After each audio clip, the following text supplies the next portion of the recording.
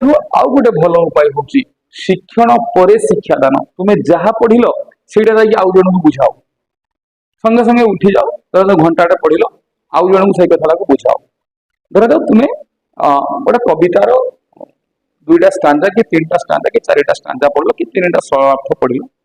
आज मुखस्त कल, तुम्हें संगे संगे जाकि रोषेई घर को जाओ, तुम माँ को बुझाओ से कविताटा बुझाओ, से कवितार सारमर्मटा बुझाओ, सार कथाटा बुझाओ, से पदटा को बुझाओ जे या कथा माँ सी तो रांधुवे रोषेई करुवे कि घर कम करुवे बापा किसी करुवे, तुम्हें कही चल सी खाली शुणुवे। यह कले कौन हम ना तुम्हें कहला बेले जेठी तुम पुणी अबुझा होगा मन न पड़ा तुम्हें संगे संगे दौड़ी आसिक पुणी बईटा को देखीदेल पुणी जा कह यह फल तुम्हें जापर जे कौ जगह मोर असुविधा होगा मन रखापी थे देखी जाकि पुणी आउ थे बुझेले से पाठटी पूरा दीर्घस्थायी होगा। जहाँ भी पढ़ुच विज्ञान पढ़ल विज्ञान कौन गोटे थियोरी कौन गोटे तथ्य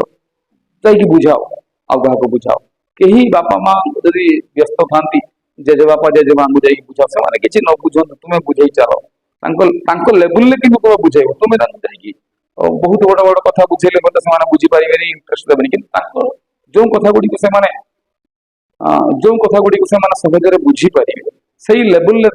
बुझाओ। देख तुम्हें जब शिक्षण पर